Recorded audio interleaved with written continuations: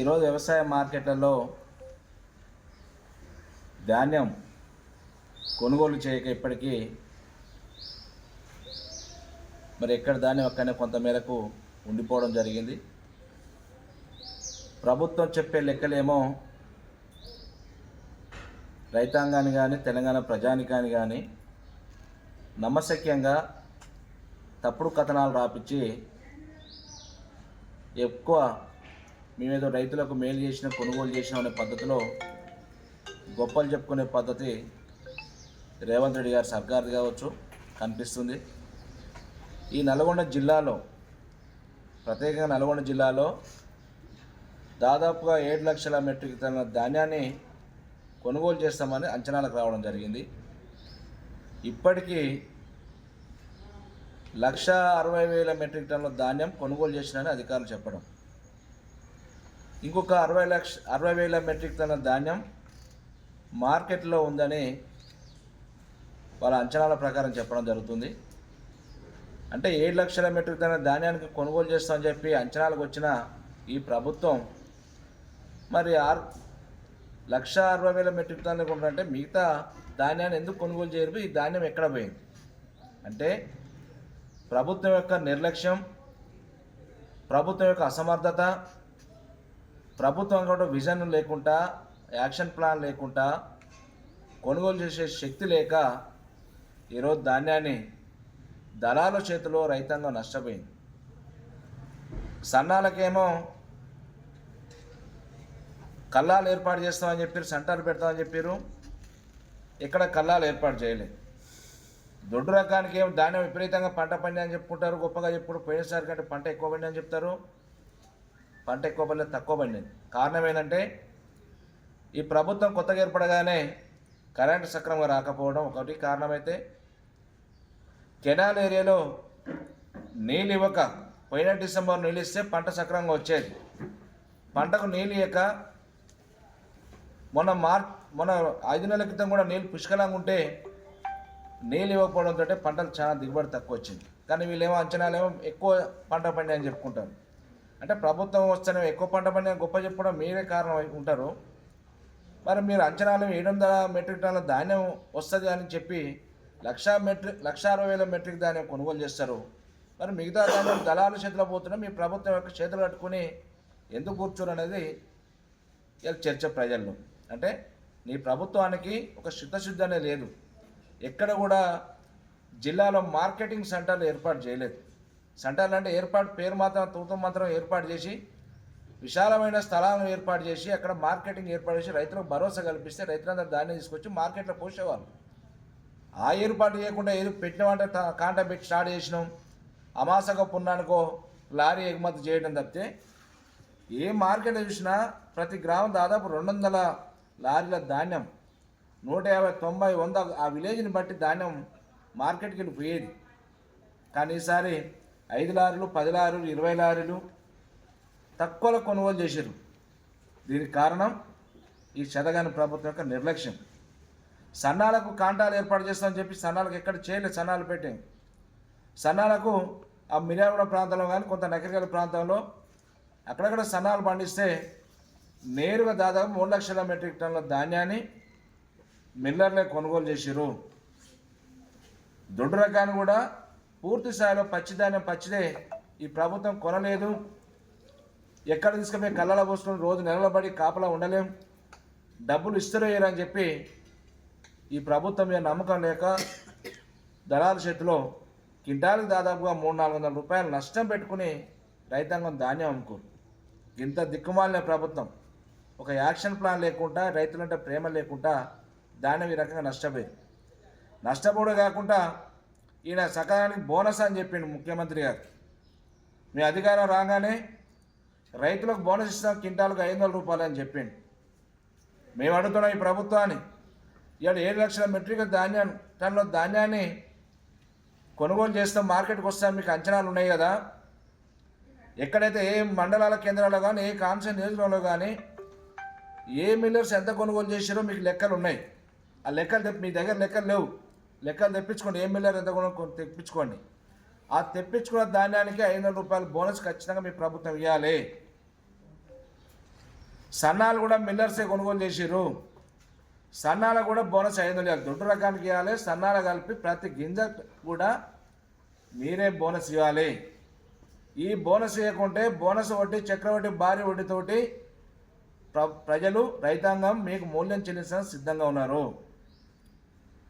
అదేవిధంగా ఈరోజు ఎరువుల ధరలు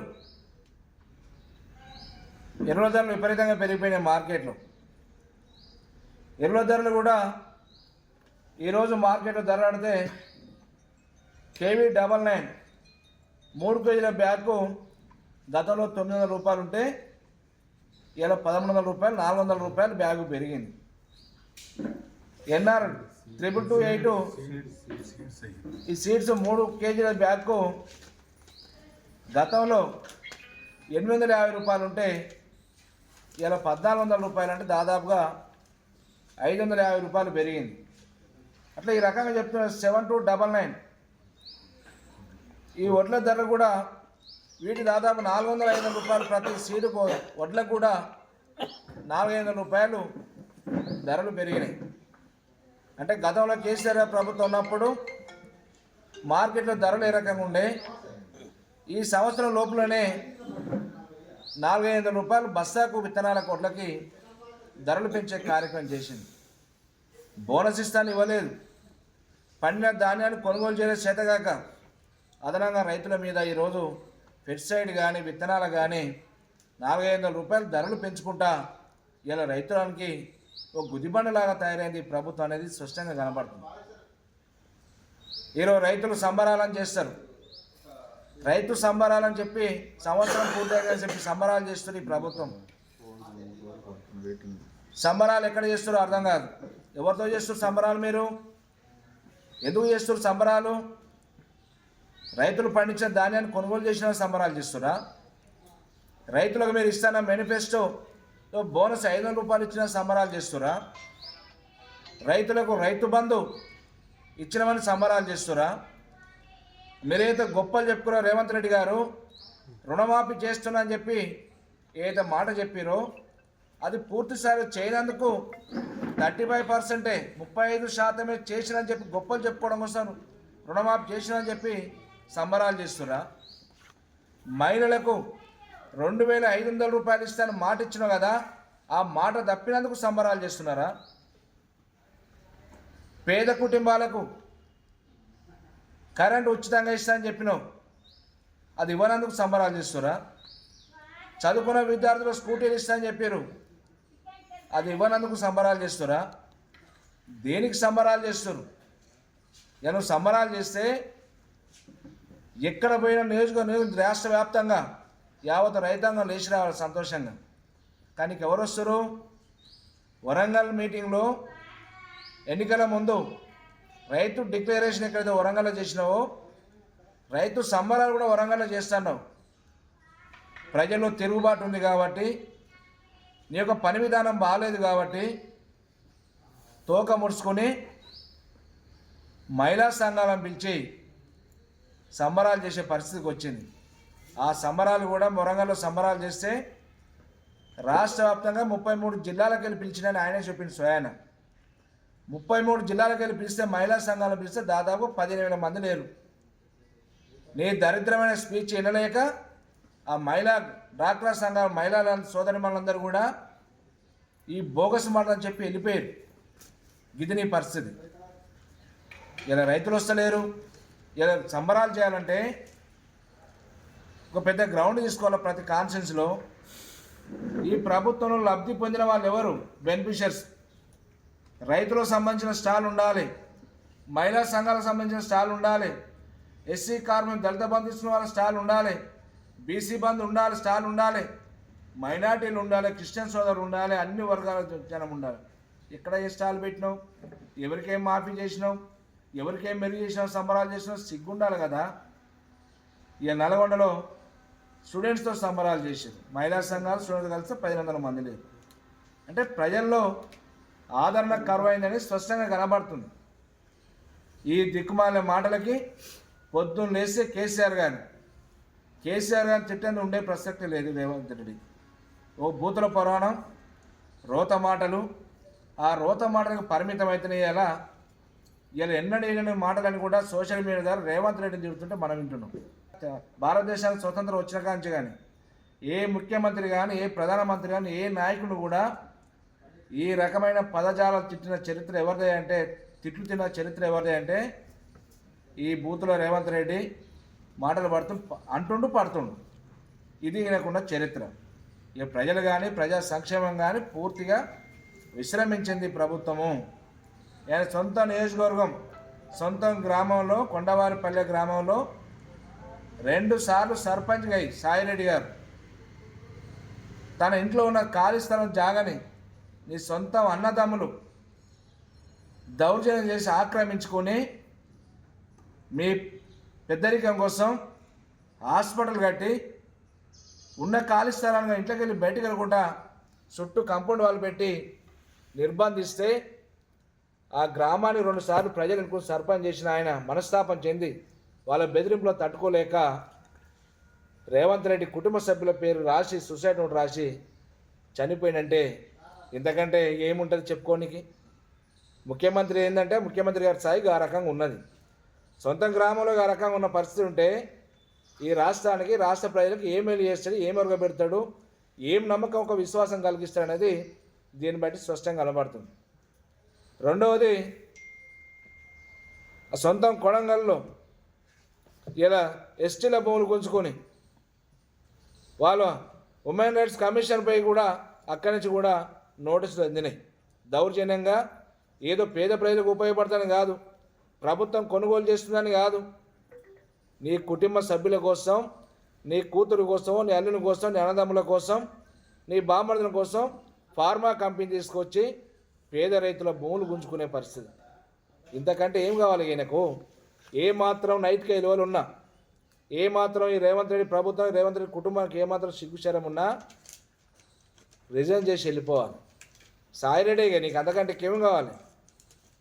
రైతులను విశ్రమించినవు, తెలంగాణ ప్రజలకు ఇచ్చిన హామీలను విశ్రమించినవు, లాస్ట్కు బకాసురులాగా భూములు కబ్జాలు పెట్టి బెదిరించి భూములు లాక్కునే కార్యక్రమం చేస్తున్నావు అంటే ఇంత దరిద్రమైన ముఖ్యమంత్రి భారతదేశం ఎవరు కూడా లేరు.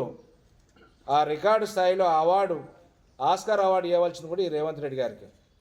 అంత గొప్ప నాయకుడు ఆయన. అంత గొప్ప నాయకుడికి ఇలా రాహుల్ గాంధీ గారు కాంగ్రెస్ పార్టీ నాయకులకు పీఠం ఇస్తే ఈ రకమైన పరిస్థితి. ఇలా కాంగ్రెస్ పార్టీ కార్యకర్తలు కూడా పాపం అప్పుడప్పుడు తమ్ముళ్ళ నా గురించి మాట్లాడుతుంటారు. కానీ అలా ఆత్మపరిశీలన చేసుకుని మాట్లాడితే బాగుండు. కానీ ఏ గ్రామానికి వెళ్ళినా కాంగ్రెస్ పార్టీ శ్రేణులను మందలిస్తే మేము తప్పు చేసినామనే బాధపడుతున్న రైతాంగం. రైతులంటే ఒక బీఆర్ఎస్ పార్టీలో లేరు, కమ్యూనిస్ట్ పార్టీల రైతులు, వివిధ పార్టీలు ఉండరు, ఏ పార్టీలో సంబంధం లేకుండా రైతాంగం ఉంటారు. ఆ ఓటేసిన శ్రేణులందరూ కూడా ముక్కు మీద వేలేసుకొని మేము పొరపాటు చేసిన వీడికి ఓటేస్తే మా నాయకుడు కేసీఆర్ గారు ఉన్నప్పుడు రైతు రాజ్యం అంటే ఎట్లా ఉండే, ఇది మార్పు అంటే దరిద్రం ఇదా అని చెప్పే పద్ధతిలో ఇలా కేసీఆర్ గారు మళ్ళీ రావాలని చెప్పి యావత్ తెలంగాణ ప్రజానికం ఇలా కేసీఆర్ గొప్ప నాయకుడు, దేశానికి ఒక ఆదర్శప్రాయంగా నిలబడ్డాడు, ఆయన పాలన సుభిక్షంగా ఉందనే పద్ధతిలో ఇలా ప్రజలు కోరుకుంటారు. ఈ దుర్మార్గం చూసినాక మోసపడుతున్నారు ఈరోజు. అందుకే మళ్ళీ కేసీఆర్ రావాలని కోరుకుంటారు.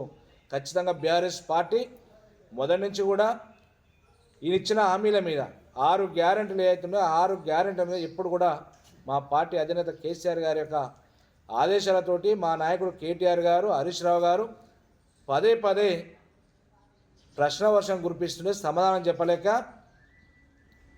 సొల్లు కబుర్లు చెప్పుకుంటా రా కేసీఆర్ చిరుమర్తి లింగంటే వాళ్ళకు కేటీఆర్ గారికి, మా నాయకుడు కేసీఆర్ గారికే నువ్వు అంతలేవు. నీకు కేసీఆర్ కావాలన్నా? నీకు ఊళ్ళో గ్రామాల పైన చెల్లి ఆడుతుంది, ఏం చేసినావు రేవంత్ అని అడుగుతుంది. రేవంత్ అంటలేదు. ఏం చేసినా రేవంత్ రెడ్డి గారు? వాడు పింఛన్ ఇచ్చిండా? రైతు బంధు ఇచ్చిండా? ఏమిచ్చినాడు? మాయమాటలు చెప్తుండు. వారనే పదాలు వచ్చినాయి. ఇప్పుడు ఏ ముఖ్యమంత్రి గతంలో ఆరితోరి కొట్టారు. ఎప్పుడైనా గౌరవంగా ఉంటాం, ఎవరైనా ఏ పార్టీ అయినా కూడా గౌరవంగా పిలుచుకోవాలి. కానీ ఆ పదాలు నువ్వు నేర్పినావు, ఆయనకి తిట్ల పురాణంగా శాపంగా మారినాయి. అందుకనే ఇకనైనా బుద్ధి తెచ్చుకొని దేవుళ్ళ మీద ఒట్లేయకుండా జ్ఞానోదయం పని విధానంలో మార్పు వచ్చే విధంగా ఇచ్చిన హామీలు నిలబెట్టే విధంగా ప్రయత్నం చేసి పని చేసే కార్యక్రమం మొదలు పెట్టాలి తప్ప ఈ దరిద్రమైన ఆలోచనతో దరిద్రమైన మాటలతోటి బూతుల పురాణంతోటి ముఖ్యమంత్రిగా ఎన్ని రోజులు అనిపించుకోలేవు. నీ పేరే బూతుల ముఖ్యమంత్రి అయిపోయింది, రోత ముఖ్యమంత్రి అంటారు. ఇంత దారుణం అయిపోయింది పరిస్థితి. ఏమైనా ఎవడేం తిరిగితే నాకేముంది, నేను ముఖ్యమంత్రిని అయినా లేదా, 1000 కోట్లు 1,00,000 కోట్లు సంపాదిస్తున్నా లేదా అనుకుంటే ఎవడేం చేయలేడు.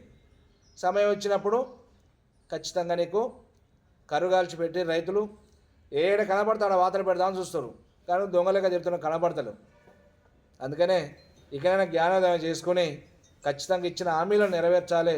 రైతులకు విత్తనాల మీద కానీ పెంచిన ధరలను తగ్గించాలి, ఎరువుల మీద ధరలు తగ్గించాలి. మార్కెట్లో ధాన్యాలు కూడా దొరుకుతలేవు. ఇప్పుడు విత్తనాల సీజను, మార్కెట్లో విత్తనాలు దొరుకుతలేవు. గతంలో కేసీఆర్ గారు ఉన్నప్పుడు విత్తనాలు మార్కెట్లో నెల ముందు స్టాక్ తెచ్చి పెట్టేది. ఏ ప్రాంతాల్లో ఎంత అవసరం ఉంటే అంత ధాన్యం దించేది, ఎరువులు దించేది, అన్ని రకాల సప్లై ఉండేది. కల్తీ లేని విత్తనాలు ఇచ్చింది కేసీఆర్ గారు. ఇలా విత్తనాలు దొరుకుతలేవంటే కల్తీ విత్తనాలు మార్కెట్లోకి వచ్చినాయి. మన కొన్ని మార్కెట్లో ధాన్యాలను పరిశీలిస్తారు పోతే, సార్ మొత్తం తాళొస్తుంది సార్, ఎందుకంటే కల్తీ విత్తనాలు ఇచ్చారు, ఈ రేవంత్ పాలన మొత్తం కల్తీ విత్తనాలు దొరుకుతున్నాయి, ఏం చేయాలని చెప్పి రైతులు బాదుకుంటారు. కల్తీ ముఖ్యమంత్రి అయిపోయింది రాష్ట్రానికి.